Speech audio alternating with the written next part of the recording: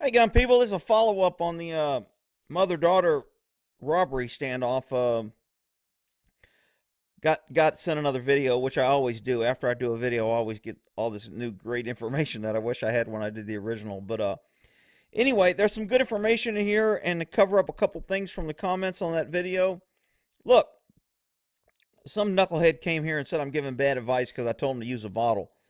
There's so many wannabe game players that run around, act tactically sound, or they're a part-time expert on YouTube, and their full-time job has never been a cop or never done anything, and they're given what I consider bad advice. Now, my advice may not be perfect all the time, but it's my opinion from my experience. And I'm telling you, if a guy's got a shotgun and you got two guns, there's an old saying, you use a pistol to fight to get to your rifle, because a rifle is a superior weapon and it's much more effective.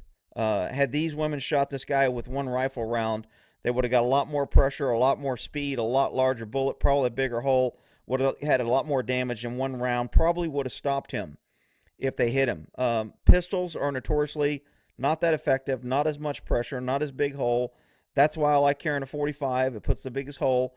But you know what? Pistols just aren't as effective as rifles. So the saying, you use a pistol to fight to your rifle. Well, if you know you have a gun and you can use a bottle or a knife to fight to your gun, then you use what you have available. Neither of these women, and again, they're getting a lot of praise, and people are, already saying that I'm being mean to these women, and it's not fair. Look, these women did a great job. This guy, according to his news footage, is really amazing. He had committed 9 other robberies, and great government failed, couldn't catch him. It took armed citizens to catch and stop this guy. He had already robbed 9 other times. And of course, he was a convicted felon with drug charges, been in and out of the system 1,000 times. Nobody wanted to hold him accountable, put him in jail because they didn't want to be called a racist. So they let him out in a revolving door, and then when he goes out there and kills somebody, he'll be suing because they had a gun, and it was the gun's fault. And had these women not pulled the gun, then this poor guy wouldn't have got hurt. So we live in an upside-down world, and people aren't pushing back. I mean, YouTube just gave me a strike on his channel, so I'm assuming last time when I started getting strikes, I had 40,000 subscribers. Now I got 45, and now I'm getting hit with a strike that I posted a video 2 years ago, and they just hit me with a strike this morning. So, I mean, they're probably going to shut me down. I'm kind of tired of fighting with YouTube and everybody, but they don't want the truth out. They want to stop the opposing side. They only want to control what they want to put out their narrative. I'm just tired of fighting with them, so when they shut me down this time, I'm probably just going to go ahead and give it up. But anyway, let's take a look at this video here on what they said here. Turn the tables on the alleged shotgun robber we've been telling you so much about. Police say he was targeting for his 10th time last night when the liquor store owners opened fire on him. They should be rewarded, because, they did something good for all other people, That's a very wise statement, and which is very lacking in today's society. We don't want to encourage people to defend themselves. Government don't want people realizing that they are the best defender of their own rights and their own safety, not government. And if we praise people that do this, then government loses power and control. I'm just watching the republic go down the drain, and it's kind of sad.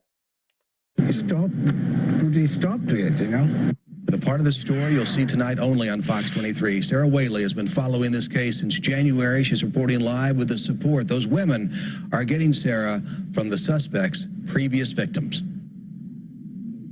It's absolutely incredible to see how many people are supporting these women. We stopped by the store, and you can see they are back open for business tonight. I cannot tell you the number of people I've spoken with today that say the women who own this store are heroes. Now, it sounds like I was hard on them in the other video, but look, these women did a great job at standing up, not being a victim, and fighting back, and not just kneeling down and waiting for government to come save them, like the other 9 victims before them did. And like the other 9 victims, the cops couldn't catch them, they couldn't find them, They need more money. The government needs more cops. We need more competent cops. We need to hire more incompetent cops so we can justify more cops so we can get bigger. I mean, the cycle continues. People don't want to see it. Um, uh, I think most patriots kind of feel like most of the things we say now are falling on deaf ears. And what's the point? Just let it fall and be prepared and fight back when a time comes. But um, these women stood up and did a great job. By no means in the other video did I mean to make them look bad. I just wish they were more competent, had better training, and were a little bit more effective so they don't end up dead. Because had they ended up dead, we'd be reading on how this poor guy was defending himself against these two crazy white women that pulled a gun on him for no reason, just because he had a hoodie and a mask on, and they judged him unfairly because he was on his way to doctor school. This is video from one robbery, and two, there's 3 and 4. Abu Zahid says it's terrifying being on the other end of that sawed-off shotgun. I feel bad to give him all the money, but my life is important. Zahid works at Quick Mart near Admiral and Garnett. It's a store Tulsa police say the infamous shotgun robber hit Wednesday night. That was the 9th business robbery police say he was responsible for since January. I bet we 9th robbery. You can't catch him after 9 times you got video footage. And you know what? I bet your overtime budget, I bet the government's over budgeted. Government will never be able to save you in time when you need them. You have to do it yourself. This attack on the Second Amendment after this last shooting is unprecedented. I just can't believe they've got all the brainwashed, mush-brained kids walking out of schools, trying to exploit the kids to get the guns. These kids have no idea how they're destroying their future by ruining this country, and they think it's going to be better because they probably don't even know that Venezuela used to be good and prosperous, and now people are eating dogs and selling hair to stay alive. But now they're saying that guns are bad in this country. Guns are the reason this country was so good for so long and did so much good. We've had 30 officers a night out there working over in order to hunt this guy down and find him. In fact, Robbery Sergeant Brandon Watkins says they were out the very next night following leads when the shooting call came in from Forest Acres. Oh, man, good thing government's so competent. They were out there the very next night. Man, we were right on it. We were about to catch these guys, and these women got him before we got him. But we were going to get him. We had 9 previous robbers. We were right on their tail. Liquor near 14th and Memorial. You see the suspect walk into the store here. He robs the place, but then the security feature fails. Okay, this is the part that I couldn't see on the video I did. So evidently when they hit the security, it locks this door, and it's supposed to lock this door and trap the guy in here. Evidently it only trapped him in here. That's why he kept coming back in the store. It wasn't that he didn't want to leave. It's because he couldn't leave. And I'm sure there'll be some liberal out there complaining they shot him because they trapped him like a dog. He was trying to get his books to go to school, and they trapped him, and that's why they shot him. If they hadn't locked the door, he would have just ran away. That's what liberals would want. They would want this guy to be able to try and rob, get away every time, keep robbing, so they could push their liberal agenda that we need more government. We need to get rid of the guns. If this guy had a gun, he couldn't have done this. And if these women didn't have a gun, they wouldn't have had to shot him. And everyone would be safer if only the government had guns, because the government could come in and save you. Unbelievable. Says he's leaving. So instead of being trapped by himself, he's trapped with the victims. Then they shoot him in a fight for their lives. This guy was shot multiple times, and he just kept coming. They did eventually escape with only minor injuries. So they got out of the door finally when they could get out. So actually a security feature not only trapped the bad guy, it trapped them. Again, I didn't know all this. Does that change anything? It adds to the confusion on why they were trying to process so much information and make so many decisions under stress. And they're trying to figure out what gun they got, whether it's a revolver or automatic. They're trying to figure out how many rounds they fired or they out. They're trying to figure out why they're shooting this guy and he's not falling. Because in the movies, when you shoot somebody, they stop. That's why they only shot him once instead of emptying their gun on him to ensure. That's why when cops shoot, they never shoot once. That's why we never train to shoot once. You want muscle memory. You want things happening on automatic pilot, not thinking, because of things like this, The plan always goes to shit after the first round it goes off. injuries. And now that suspect, Tyrone Lee, is in the hospital. The news was a big relief for Zahid. Tyrone's in the hospital, getting free medical care, in induced a coma, saving his life so we can get him into court and have public defenders respond to him and pay Social Security to his kids now because he's in jail and it's not his fault, and his kids are eligible for Social Security and benefits. And his mom, who has 14 babies from 14 different fathers, can get aid.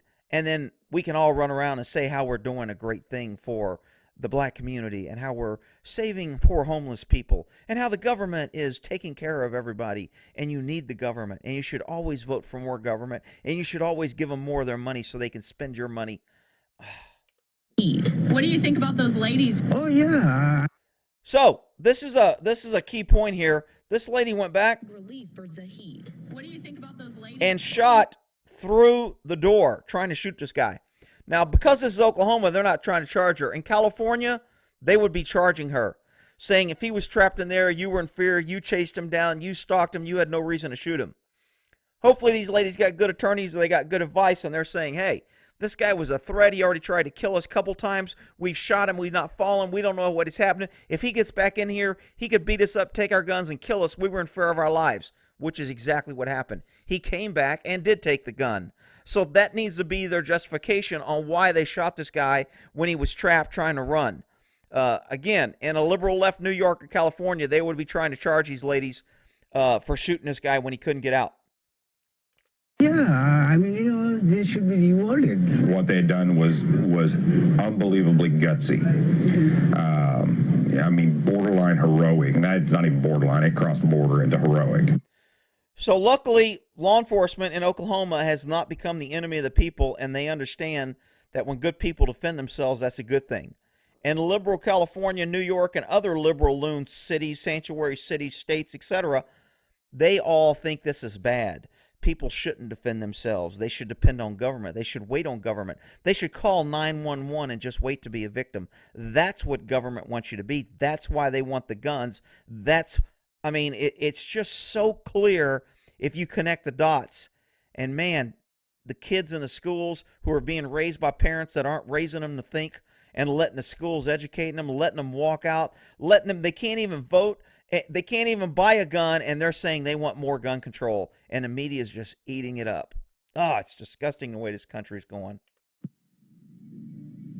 And I just talked with police. Lee is still in the hospital, but he has come out of his medically induced coma that he was in last night and earlier today. Oh, isn't that great news? I'm so happy. I did some digging on him. He is a felon with drug and also assault. What? He's a felon with drug convictions? Convicted felons can't have guns, Rick. The government tells us if we did background checks, had 10-day waiting periods, if we had stricter controls for the government, that they could keep guns out of bad guys' hands. How does he have a gun, Rick? Because it's all a lie, people. Come on. Convictions in his past. All right, so we'll end this there on, this is what happens when you think government's going to protect you, save you. 9 robberies, convicted felon with a gun, prior drug, prior assault charges, all the things that government said, if you give us this ability to spy and collect data on you, if we make good people give up their freedom and rights, we'll be able to keep guns out of this guy's hands. Another failure by government, multiple failures by government. Government's never the answer, it's the problem. They're coming after the guns hard. When they get them, it's only a matter of time. I know I'm going to make it or go out fighting. All right, we'll end that there.